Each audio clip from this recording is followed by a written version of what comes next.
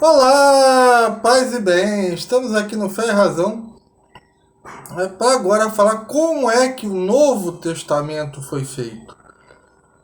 Eu disse em vídeos passados, vou deixar aqui no link da descrição, né, que o Antigo Testamento foi feito por um motivo político. A função do Antigo Testamento é o culto à veneração aos antepassados, Davi, Moisés, Abraão. O livro de Hebreus deixa isso bem claro, né? Explica isso de um jeito muito legal. E, óbvio, né, como eu citei, para provar para os babilônios, né, que aquela terra pertencia, Israel ali, né, no caso, hoje em dia, ao povo judeu. O judaísmo nasce na Babilônia. Até então você tinha o povo hebreu, tá, beleza? Então você tem ali o que? Um nacionalismo. É uma Bíblia que você pega, né? Uma Bíblia assim, entre aspas, porque a Bíblia mesmo é composta de Antigo e Novo Testamento, mas o escrito deles tem esse viés político e de associar eles com os babilônicos. Tanto é que o livro de Esther é o nome do quê? De uma deusa. Esther e Marduk são nomes de deuses daquela terra. Não tem como o cara ser mais sincrético do que isso. Entendeu? Ah, mas Cláudio, eles dizem que a Bíblia, né, o centro da Bíblia é Jesus, mas você está falando do povo judeu. Onde no Antigo Testamento, Deus ele era coadjuvante. Tem livro que Deus não é nem citado. Tanto é que fala, a Bíblia é o quê? É a história do povo de Deus. Ora, se não há esse viés político, em que você vai vendo que vai afunilando o culto, né, onde o ápice do culto é a construção do Templo de Jerusalém, ao qual o Pentateuco, pelo que me consta, não fez referência explícita que haveria um templo. Até então os cultos eram feitos em lugares altos. Vídeo Abraão, eram erguidas estelas para Deus. Vídeo lá, né? Jacó. Então esse culto vai afunilando, né, até chegar ao Templo de Jerusalém e a queda de Jerusalém, né, por adorarem outros deuses que não o Deus verdadeiro. Quero lembrar que o Antigo Testamento foi escrito por sacerdotes monoteístas, que muitas vezes tinham que justificar os ídolos que estavam dentro do templo, como a história do ídolo de Micas, que é lida lá em Juízes, e tal e tal. E é completamente falsa essa noção protestante que eles não tinham imagens. Uma vez eu estava falando com um protestante, cheguei aqui, meu amigo, ó, uma estátua, né, de provavelmente Davi ou Salomão. Tanto é que quando chega no Monte Tabor, quando Jesus tem aquela Elias e Moisés, eles não apresentam o cartão para os apóstolos, eles os reconhecem. Eles não chegam, olha aqui, minha cara crachá, carteira de identidade, não. Há um reconhecimento. Por quê? Se você visitar as sinagogas, você vai ver pelo menos pinturas dessas figuras históricas. Então o Antigo Testamento ele é criado para isso. É para fazer um culto à veneração à memória dos antepassados, né, e fazer uma propaganda política para os babilônicos. Né? Olha, nós somos irmãos, veja, Moisés não, Abraão veio daí, os patriarcas vieram daí, a gente tem a mesma história do dilúvio e outras coisas mais, né? a ridicularização dos egípcios, que é até aquela profecia, né, que nunca se cumpriu, que os egípcios seriam escravos, né, do povo de Israel. Isso nunca aconteceu. Acabou o Egito, o povo do Egito, essa profecia nunca acontece. Se você olhar do ponto de vista histórico, se você olhar do ponto de vista cristão, ela realmente acontece, né? Se você entender o que representam os filhos de Noé, que a fé é a razão ao qual o outro filho, que representa os desejos, tem que estar subordinado, tá? Outra coisa, a Bíblia não podia ter sido feita por protestantes de jeito nenhum. Os protestantes, como Lutero, eles querem criar um nacionalismo, um romantismo, reescrever a história. Se não é como eu quero, eu vou lá e adultero. Essa é a máxima dos filhos de Lutero. Você vê que Lutero logo ele rejeita os livros cristãos, os 7 livros cristãos, baseados numa autoridade que os judeus não tinham, segundo o próprio Paulo na Escritura. Lutero afirma: a Bíblia é a única autoridade de fé e deixa eu modificar dentro dela aquilo que me dá na telha, aquilo que eu não concordo. Como é que você tem uma autoridade máxima se você pode adulterá-la? Por isso que a Igreja Católica é sábia de falar que a Bíblia é apenas a palavra de Deus quando dentro da igreja. Fora dela, para esse que vos fala, ela é menos que papel higiênico, porque aquele papel é tão fininho que não dá nem para limpar o foreves. A Bíblia só podia ter sido feita por católicos e para católicos, por um motivo bem simples. Deixa eu citar aqui o padre Leonardo Wagner. Por que a Bíblia foi feita por católicos e para católicos? Nós, católicos, não lemos a Bíblia como quem consulta cartomante em busca de respostas rápidas e soluções mágicas, como fazem os protestantes. Porque, você sabe, o protestantismo foi para resolver um problema psicológico, fisiológico e monetário, né? E daí vem diversos males, né? Como capitalismo, socialismo, comunismo, isso tudo, nazismo, vem tudo da onde? Vem do romantismo, né, protestante. Nada disso seria possível sem o romantismo protestante, que quer reescrever a história de um passado heróico ao qual eles não têm. Os protestantes juram que são aqueles que foram massacrados por Roma, pelo Império Romano. Isso não é verdade. Santa Bárbara não era protestante, Santa Luzia não era protestante, Santa Inês não era protestante, eram todos católicos. O protestantismo não tem um único documento que ligue ele à época apostólica. E é um retardo mental achar que Jesus deixou a sua igreja por 16 séculos abandonada ao léu, né?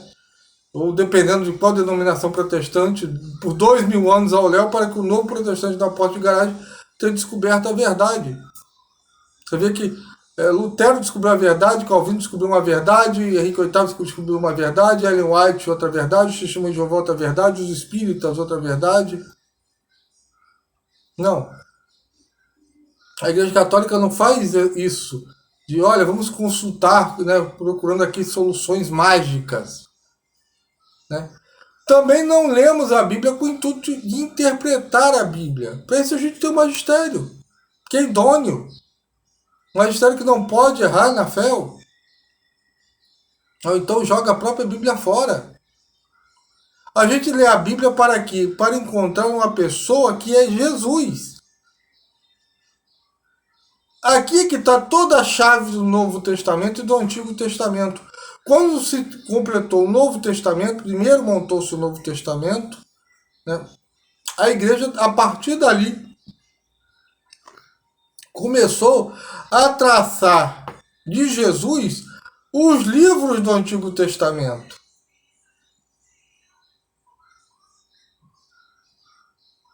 Então, muitos conceitos cristãos, né? Por exemplo, estão no livro de Macabeus. Você pode pegar o Antigo Testamento inteiro e ver que a ressurreição dos mortos do último dia só existe dentro do livro de Macabeus.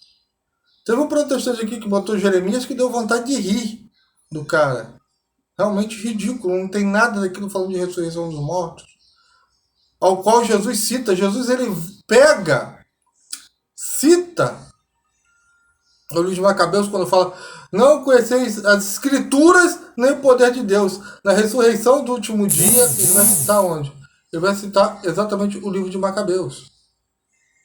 Essa citação, essa noção vem do livro de Macabeus, ao qual os protestantes, né, com suas doutrinas satânicas, querem sempre anular a própria Bíblia, que eles dizem que é a única regra de fé. Então o Novo Testamento ele é montado em cima dessa realidade. Não tem outra. Né? Ao qual, aí sim, Deus se torna protagonista no Novo Testamento, e aí sim, Jesus ele é o centro da Bíblia e o centro de todo culto cristão. E esse culto cristão ele só pode ser católico, seja católico, romano ou ortodoxo. O protestante de jeito nenhum. O protestantismo ele tem um fator muito interessante, que é o único culto que não existe culto. Na verdade é um anticulto a Deus. É um culto satânico que eles prestam, porque eles fazem um anticulto a Deus. Todo culto a Deus é mediante ao sacrifício. Né? O culto protestante não tem sacrifício algum.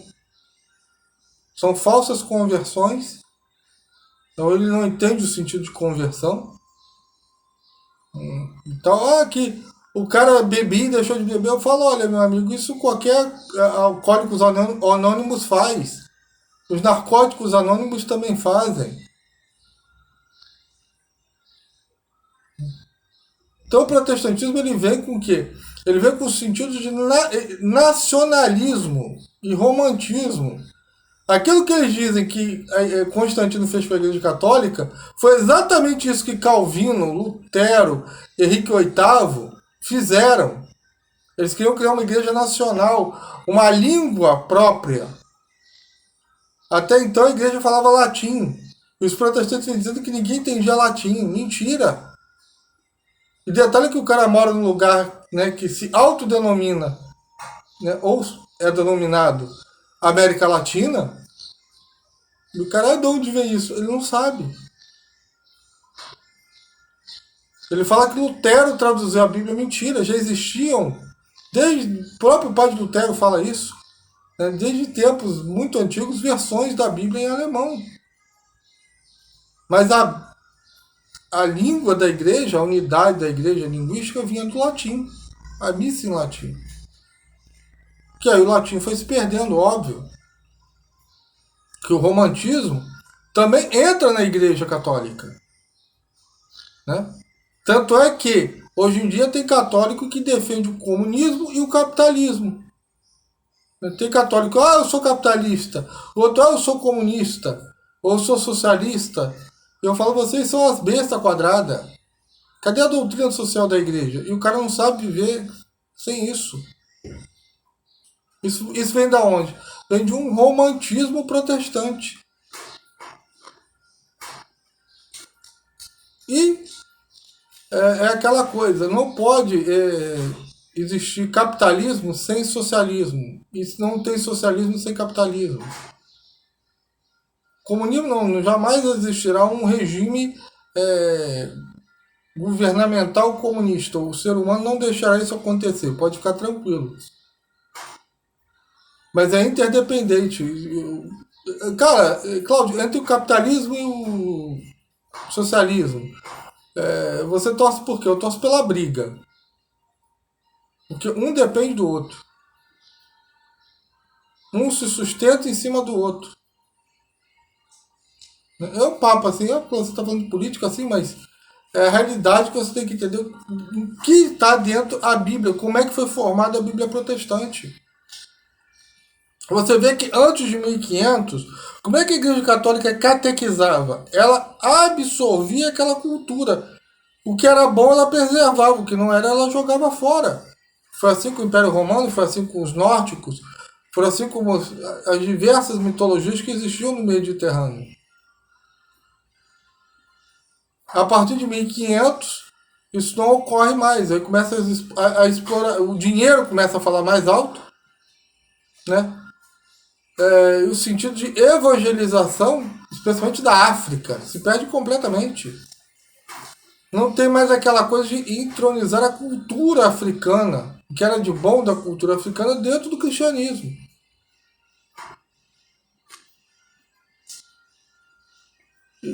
Não aconteceu isso muito na América Latina porque Nossa Senhora meteu o dedinho lá em Guadalupe. O que é a imagem de Guadalupe? É a união do que acreditava os povos indígenas daquela região com o que acreditava o povo europeu.